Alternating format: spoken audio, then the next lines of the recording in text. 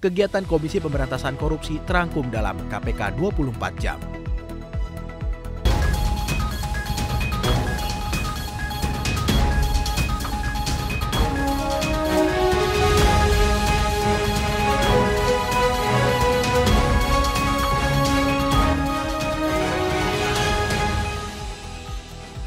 Selain implikasi ekonomi, praktik penambangan berkelanjutan pada sektor nikel dan timah diharapkan dapat mengurangi dampak lingkungan dan sosial ekonomi yang merugikan, sekaligus dapat memaksimalkan pendapatan negara. Hal ini disampaikan langsung oleh Wakil Ketua KPK Nurul Gufron dalam agenda peluncuran implementasi komoditas nikel dan timah melalui Sistem Informasi Mineral dan Batubara atau SIMBARA antar kementerian atau lembaga di Gedung Direktorat Jenderal Anggaran Kementerian Keuangan Jakarta. Pada kesempatan sebelumnya, Menteri Keuangan Sri Mulyani Indrawati menyampaikan bahwa kontribusi SIMBARA terhadap PNBP menjadi salah satu contoh kecil untuk mendorong kepatuhan pelaku usaha.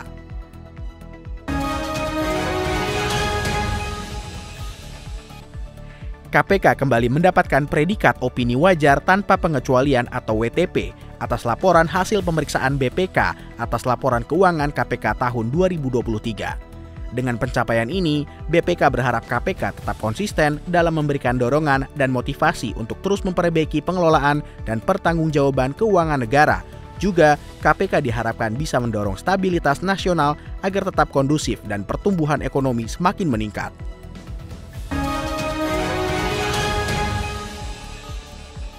Perlindungan bagi saksi tindak pidana korupsi merupakan salah satu hal krusial dalam pengungkapan dan penanganan tindak pidana korupsi.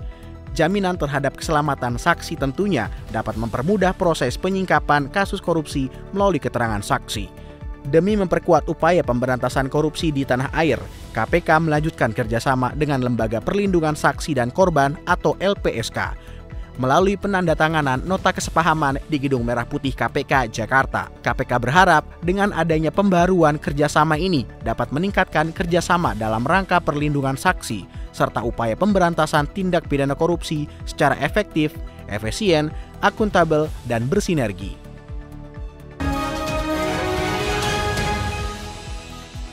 Peringatan Hari Anak Nasional setiap tanggal 23 Juli menjadi momentum penting bagi anak-anak. Tidak hanya sekedar memperingatinya, KPK menjadikannya sebagai momentum untuk menyemai nilai-nilai anti korupsi kepada anak-anak melalui kegiatan edukasi yang interaktif dan menyenangkan. Perayaan Hari Anak di KPK dihadiri oleh siswa-siswa dari TK Aisyah Bustanul Atfal 14, TKK 9 BPK Penabur, dan TK Latihan 2. Agenda ini diisi dengan beragam kegiatan interaktif yang syarat dengan pesan kejujuran melalui pembacaan dongeng si Kumbi, piknik di Kumbinesia.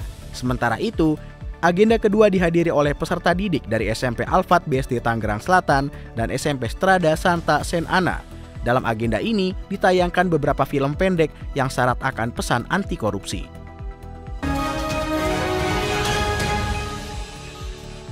KPK berkolaborasi dengan Dinas Komunikasi dan Informatika Provinsi Kalimantan Timur menggelar workshop konten kreatif dan jurnalistik anti korupsi.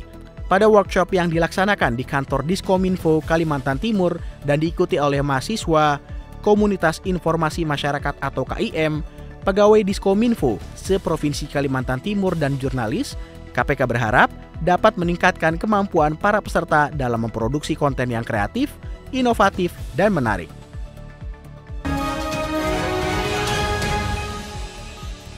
KPK yang tergabung dalam Tim Pencegahan dan Penanganan Kecurangan Jaminan Kesehatan Nasional atau PKJKN mengungkap temuan kecurangan senilai 35 miliar rupiah dari klaim jaminan kesehatan nasional pada 3 rumah sakit yang menjadi piloting di 3 provinsi di Indonesia. Inspektur Jenderal Kementerian Kesehatan Murti Utami sebagai Ketua PKJKN menuturkan ragam modus fraud terjadi, seperti phantom billing, manipulasi diagnosa, rujukan pribadi, pengubahan kode diagnosis, iur biaya, hingga suap atau gratifikasi.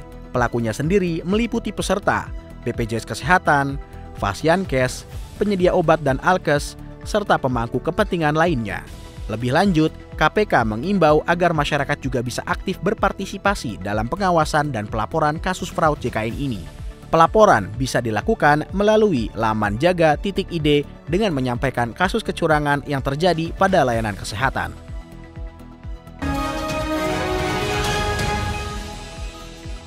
Guna memperluas jangkauan literasi anti korupsi, KPK meresmikan KPK Corner di Gedung Pusat Studi Arsip Pemberantasan Korupsi atau Pusdankor, Jakarta.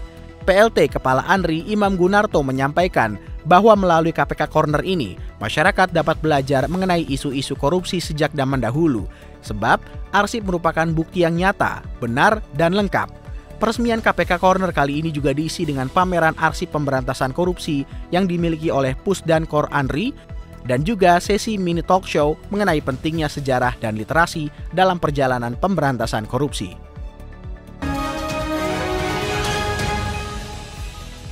KPK kembali mengadakan survei penilaian integritas atau SPI untuk tahun 2024. Di tahun ini, KPK bekerjasama dengan 40 perguruan tinggi negeri dan 1 perguruan tinggi keagamaan negeri di seluruh Indonesia. Kerjasama ini disepakati dalam acara kick-off meeting survei penilaian integritas atau SPI tahun 2024 yang diselenggarakan di Gedung Merah Putih KPK, Jakarta.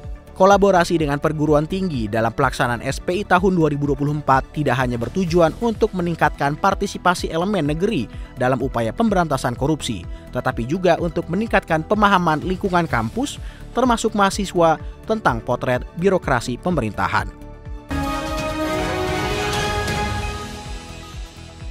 KPK mengamankan YS yang mengaku sebagai pegawai KPK dan melakukan pemerasan kepada ASN di Pemkab Bogor dengan modus melakukan pengondisian perkara yang tengah ditangani KPK. YS diamankan bersama barang bukti uang tunai sejumlah 300 juta rupiah. KPK kemudian menyerahkan YS ke Polres Bogor untuk diproses secara pidana. KPK kembali mengingatkan kepada masyarakat untuk tetap waspada terhadap siapapun yang mengatasnamakan KPK. Dalam menjalankan tugas, seluruh pegawai KPK dilengkapi tanda pengenal dan surat tugas resmi.